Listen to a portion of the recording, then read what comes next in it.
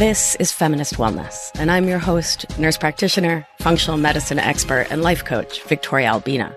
I'll show you how to get unstuck, drop the anxiety, perfectionism, and codependency so you can live from your beautiful heart. Welcome, my love. Let's get started. Hello, hello, my love. I hope this finds you doing so well. The sun is shining, the peonies are blooming. Things feel pretty lovely up here on occupied Muncie Lenape territory, the Hudson Valley of New York. I love the summer. And so I have been working with Polyvagal Theory and the nervous system for many, many years. It's been a really cornerstone part of my medical practice in functional medicine and in my coaching as a somatic life coach. And I realized the other day, I was looking through the old episode files and I was like, I have talked a lot about polyvagal throughout these episodes over the last 3 years, but I've never done like a full-on polyvagal 101, and it's about time. So my nerds, here is possibly the biggest nerd alert I will ever give you, which is to put on those safety goggles and make sure you're wearing closed-toed shoes in the lab. I hear you. You hear me. It's important. Because we're about to do a deep dive into polyvagal theory, while obviously not like getting lost in the weeds of heart rate variability and all those details, but let's go over what it is, why we care, how it impacts our lives, and how it can be an important vessel for getting to know ourselves better and to living happier lives with less codependency, perfectionism, and people-pleasing, because all of those habits impact our nervous system and are impacted by our nervous system. So, the more you know, right? Okay, so we're going to start with some deep science.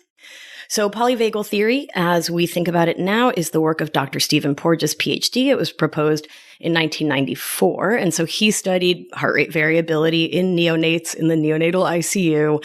How much did babies' heart rates vary when they were with what we might call attachment figures, when they were getting love and care and being attuned to, and what was happening in their heart rate when they were not being attuned to. So that's not as applicable. So Deb Dana is the goddess. She's a social worker. 3 cheers to social workers. I love you. You're amazing.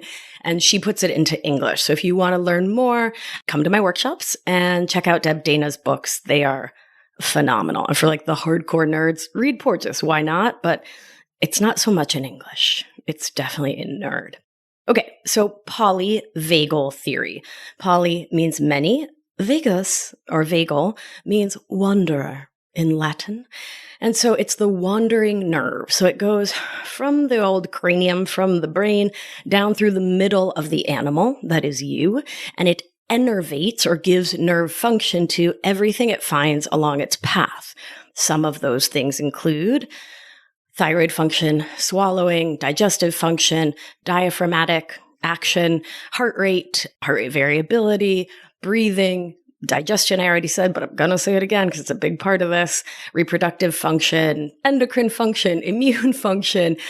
The vagus nerve kind of has a hand in all of the things. It's super important. So, polyvagal. There are many parts to the vagus nerve. Well, 2 main parts. Within that, there's branches. And if you're listening and you're like, I'm a wicked polyvagal nerve, I'm not going to get into mixed states or blended states today. It's beyond the scope of this 101, but I know you know that those exist. We're going to stick to the big 3 here. So what we're talking about here is the autonomic or automatic nervous system. And it's automatic, meaning it does the things you need it to do so you can survive without your asking it to, right? So you need to actively move your hand to pick up a glass. Meanwhile, thank goodness, the autonomic nervous system is making your heartbeat go, making your breathing go. Let's be real. If I had to actively manage my breathing or digestion or heart rate, I'd be dead in approximately 1 heartbeat because I would see a squirrel and get distracted. So I'm glad I am not in charge of that. So the autonomic nervous system then has 2 branches: sympathetic activation, which is fight or flight, and parasympathetic. Parasympathetic has those 2 branches below it. which are ventral vagus and dorsal vagus. So the analogy I like to use is a car, because most people have met a car or a vehicle that goes with gas. And so sympathetic is foot all the way on the gas. It's fight or flight. It's freak out. It's a lion is coming to eat my face and that of everyone I've ever met and loved in this entire village forever and ever. And we're all dead and we're all doomed. Foot all the way on the gas, punch the lion in the nose, or race, get the heck out of there.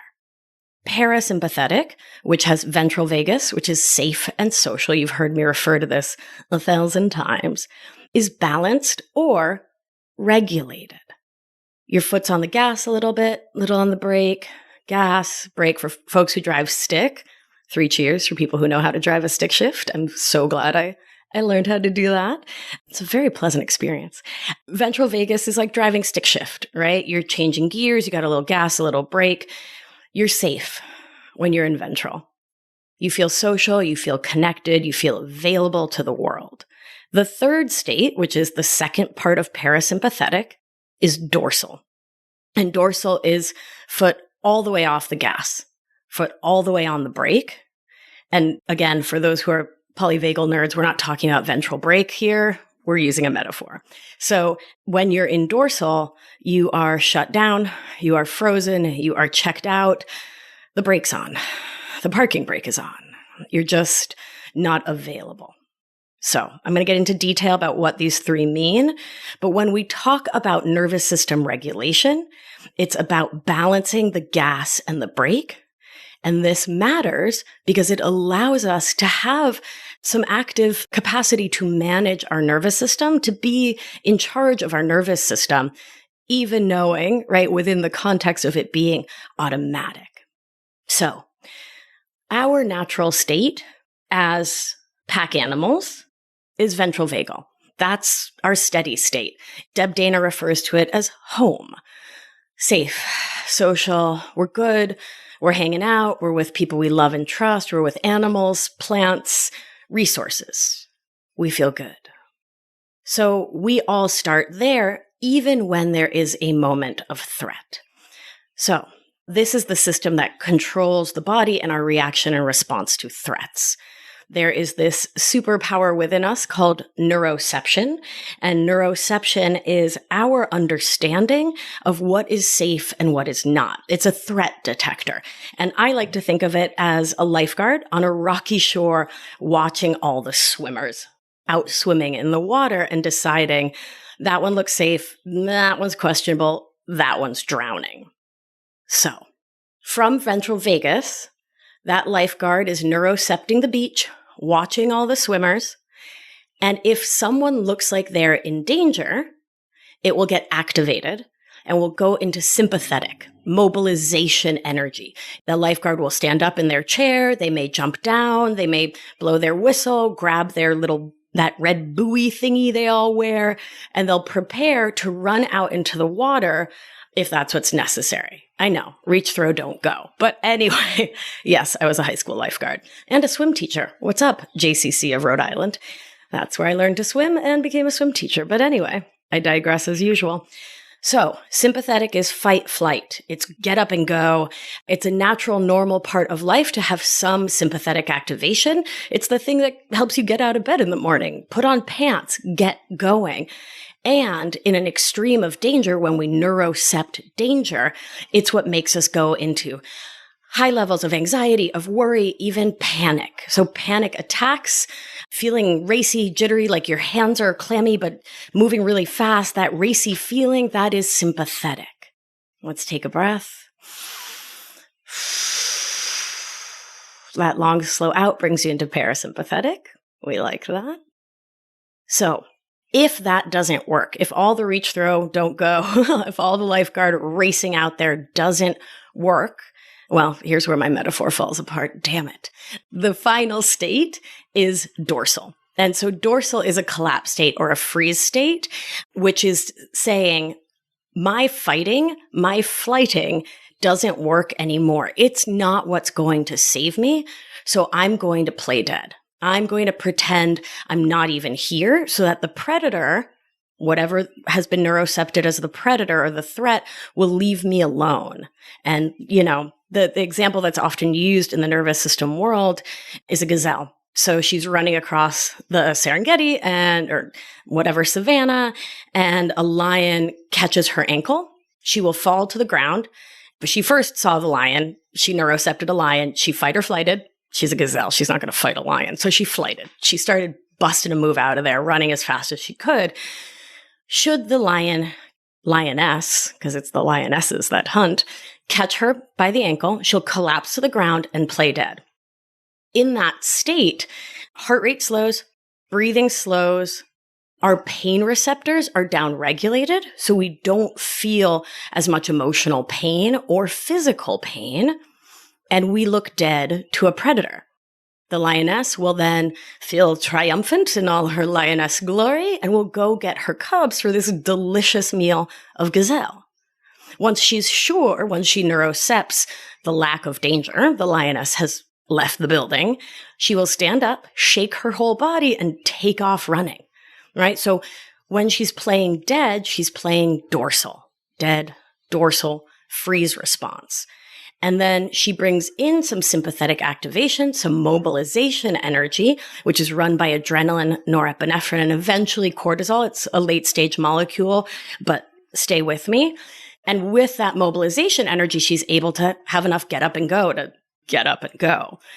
So what does this look like in humans, you may be asking?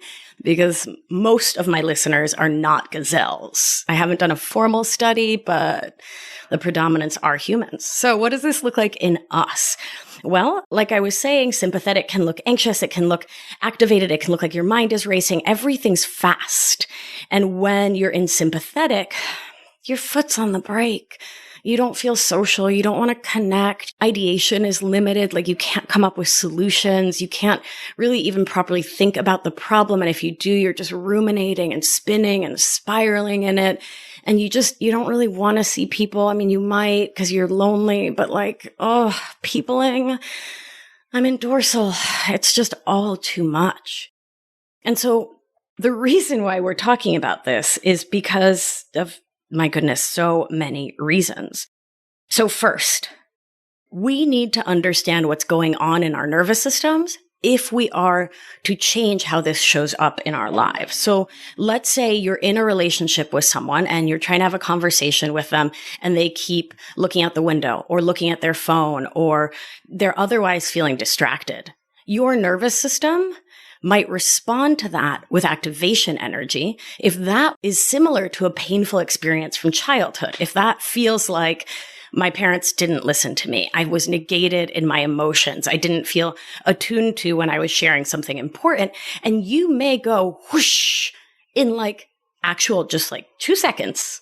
Your body may go from ventral, feeling connected, safe, and social, up into sympathetic activation. You may respond to your partner looking out the window or flipping through a magazine or looking at their phone like it's an actual threat to your safety. And what's important to recognize there is that your nervous system is never wrong. It's doing exactly what it knows is the best thing for you, but it's responding to a different you, a different moment. When we talk about getting dysregulated, it's leaving ventral vagus and going to an activation state, sympathetic or dorsal, without sort of our active ability to manage that, right? So we can create motivation. We can create get up and go. We can say, all right, I'm going to do it. And we can muster some mobilization energy, some sympathetic energy. We can say, okay, that was a great yoga practice. Now I'm going to go into Shavasana, and we can bring on that dorsal energy for ourselves just a bit to be in ventral, but in stillness. And when we are dysregulated, it's when our nervous system takes over. We are no longer managing foot on the gas, foot on the brake. Our nervous system is in control. And so when I say it never makes a mistake, what I mean is this. Your nervous system is responding to another you in another time and another place. What I like to say is that when we're dysregulated, we forget who, what, where, when, why we are. We're shunted right back to when we were 2 and had that surgery and it was traumatic, when we were 4 and those kids were making fun of us, when we were 6 and our parent wasn't attuned, when we were 8 and were asked to do all of these chores and weren't allowed to play, when we were 14 and had our first heartbreak and then believed it was all about us, when we were our whole lives and watched our family spinning in codependent, perfectionist, and people-pleasing habits, and perhaps felt like the real us wasn't okay there, wasn't safe there, wasn't important there. If silence felt scary in our homes because either there was always yelling and silence was like, oh no, something terrible is going to happen. Or if we talked a lot and had a lot to say and were met not with love and care and attunement, but silence, then silence now as an adult can feel scary. Flip that to loud voices can feel scary. And what any of these things can do is it can create this moment in which our nervous system is not responding to the current circumstance, the current situation, but the past one. And so it's activating us into sympathetic, crashing us out into dorsal, freeze, based on what it's linking back to 5, 10, 15, 20, 50 years ago. Your nervous system isn't wrong. It's just reacting to a past circumstance. And so when we can understand our nervous system, when we can create a map of our own nervous system, we can say, I am reacting not to my partner looking at their phone while I'm trying to talk to them. I am reacting not to this moment of silence in this conversation that feels so uncomfortable. I'm reacting to what happened so many years ago. And I'm going into sympathetic, which means I need these certain tools to bring me back, to help me regulate, to take my foot off the gas. Or I'm shutting down here. I don't have access to my words. We were just having this conversation and it started to feel like conflict, and then the clean Fight Club rules weren't followed and I just shut down. I don't have any of my words. I can't access them, which is what happens in dorsal, right? We're shut down to self and the world. We are shut down but not present. And if I can recognize that, I can see that, I can map what are the times and places, the situations, the circumstances that lead me to go to there, then I can find my way back.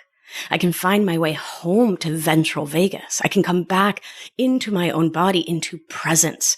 Because when we're in sympathetic or dorsal, we are not present. We are in a fear response. We're in a threat response. Something's very terrible to our nervous system, to the lifeguard that's constantly guarding the shores of our life through the power of neuroception, by looking at the world, listening to the world, feeling the energetics, feeling empathically into the world. So, in order to find balance, in order to be able to be most present with ourselves and those we love, in order to do the things we talk about here, to live an intentional life, to live an authentic life where we stand strong in ourselves and we say, I'm amazing and I've got my own back. For me, necessary in there is the capacity, the ability to return home to ventral vagus, to regulate our own nervous system. And I'll talk about co-regulation in just a second. I do want to also bring in the other important reason why we want to learn to regulate our nervous system is because of the physiologic ramifications. So for those of you new to the show, I'm trained as a family nurse practitioner. I studied functional medicine, herbalism. I studied and worked and lived and practiced in those worlds for a very long time. And so many of the chronic ailments that we see across medicine are secondary to dysregulation. Dysregulation plays an important role in them. So when our nervous system chronically, constantly experiences sympathetic, it can sort of create a home away from home there. I don't want to say it gets stuck in sympathetic, but kind of, right? That becomes our new steady state. Right? Our body gets acclimated to, accustomed to all that adrenaline, all that norepinephrine. It comes to feel like that cortisolized state. It's our baseline. And from there, we get all the things that happen when an animal's moving too fast. insomnia, because you can't shut your brain down to sleep, anxiety, diarrhea, too fast digestion, which often means you're not absorbing nutrients, which can then lead to other mood destabilization, a racing mind, high blood pressure, issues with the immune system, the endocrine system. And then when the body is stuck in the off state, when dorsal is your home away from home, and that becomes your steady state being checked out, well, depression is a normal response, right? Like that makes sense, as well as constipation, mind fog, like brain fog, low blood pressure, potentially dangerously low blood pressure, what's commonly referred to as adrenal fatigue, which I discussed in one of the super early episodes like 100 years ago. And your body starts to see that as your new normal. So I'm imagining your next question is like, wait, why? Well, think about it. You're on the Serengeti. You're on the savannah. You're being chased by a lion. Do you want your body to stop to digest a cheeseburger? Do you want your body to make thyroid hormone, right? To turn T3 into T4 and to activate it and circulate it around your body? Do you want your liver to do phase 2 detox, which is the thing that gets rid of excess estrogen, right? And leads to healthy periods? I don't want my body to do any of that. Thank you very much. I want it to shunt blood to the periphery, right? To my fists, to my feet. I want my heart to race so that I can run, so I can take big, like those kind of quick, shallow breaths that get a lot of oxygen in and out, so I can bust a move and get out of there before I'm a lion's 11sies. I don't want to be 11sies. Come on, guys. I'm amazing enough to be dinner or dessert. But you get my point, right? I don't want to digest or have a healthy period if I'm being chased. If there's the level of anxiety that's created by the fight or flight system and by the thing that activates the fight or flight system, that tells the lifeguard, that person who is maybe just splashing in the water, they're actually drowning. Activate, go rescue them, right? Get them out of here. If we want to nerd even a little harder, which I know you do, and talk about the impairment of digestion that happens when we are not spending most of our time coming home into ventral vagal, and hear that clearly, coming home to ventral vagus, not always in it, but returning home to it, regulating back, and then getting dysregulated by life, getting triggered, getting activated, but coming home and coming home and coming home. And so when that's not our norm, when that's not our steady state, our baseline, a lot of things go awry. But the one I wanted to point out is the small intestine. So you eat food, it drops into your stomach, it's coated in stomach acid, it's a bolus of food, and then it goes into the small intestine. Therein, the migrating motor complex, which is an electromagnetic mechanism, moves the food through the small intestine. Now, if you are not in ventral vagus, that system will not activate. And so that food will effectively sit there. You'll have very slow digestion and it'll rot. I know it's so gross, but it happened to me. I had small intestine bacterial overgrowth.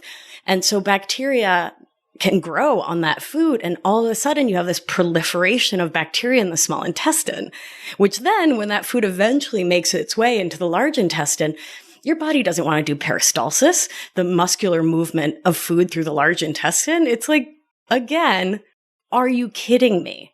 We're being chased by a lion, or we're hiding at the back of the cave, which is the other way I think of dorsal. I think of your back is against the door of the cave. That's a good mnemonic.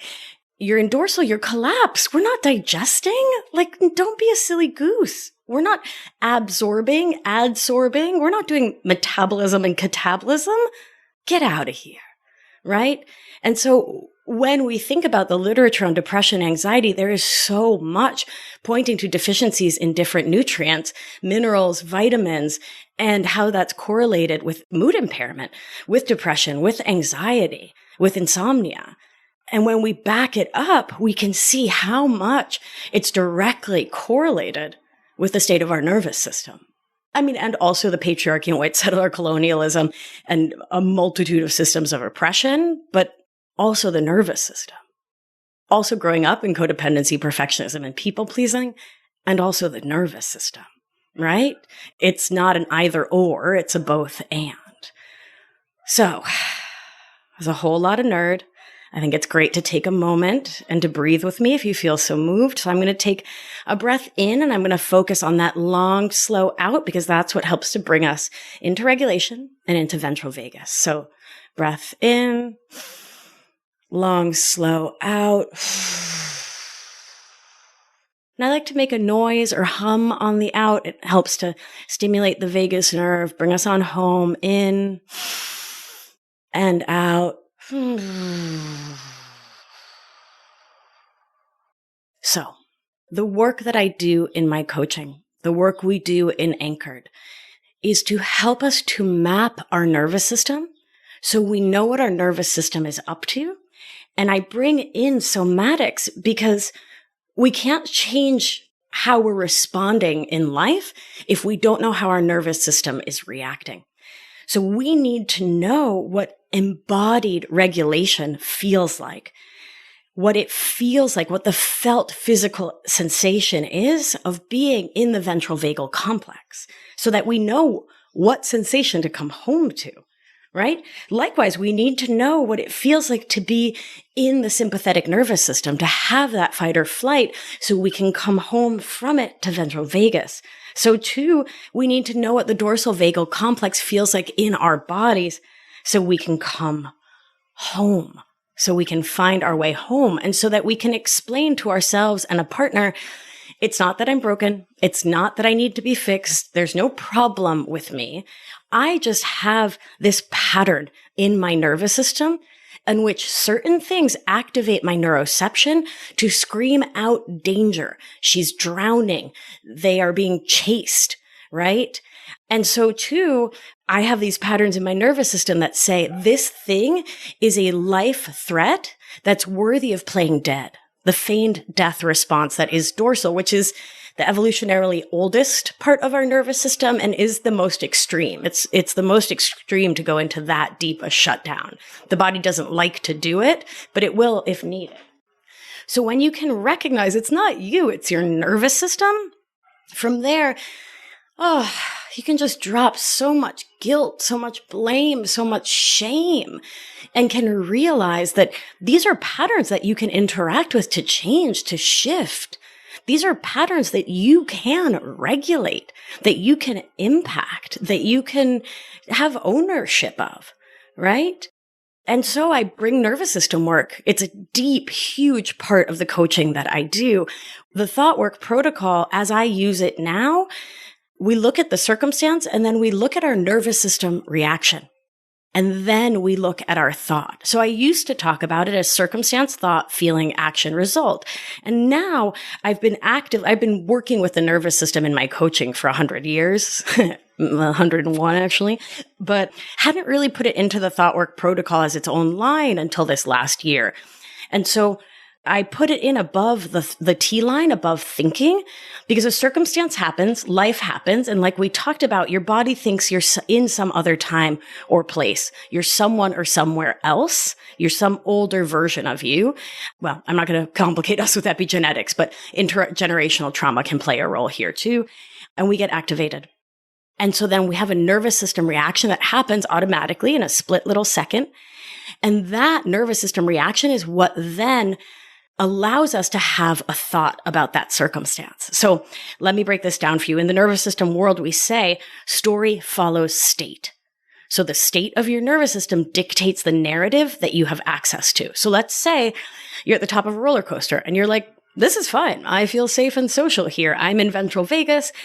I feel pretty neutral about roller coasters, or even like a little excited. I've got like a little bit of sympathetic in my ventral vagus. That's those mixed states we were talking about. I'm jazzed. Let's do it. Let's do roller coaster. From there, you have all those thoughts. If you are at the top of a roller coaster and your nervous system is in sympathetic, it's neurocepting danger. Like, let's say you can't get the buckle around you to fully click. And the guy's like, all right, we're ready to go in 3, 2, 1. And you're like, I'm not buckled, right? You have this huge sympathetic activation. The only thoughts that are going to be available to you are, oh my God, I'm about to die. This is the worst. How do I get off this thing? Someone make it stop. Oh my God, oh my God, oh my God, oh my God, right? So those are the thoughts that are available. So too, if you're at the top of the roller coaster and you're there and you don't want to be, you people pleased, and that's why you're up there, and you've been at, or what's the place where those things are?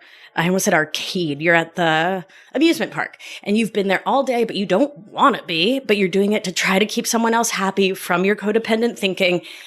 And you're just like, I don't want to be here. I'm checked out. I'm not present. I feel frozen. I feel stuck. I feel trapped. I hate this. Those thoughts are available from dorsal.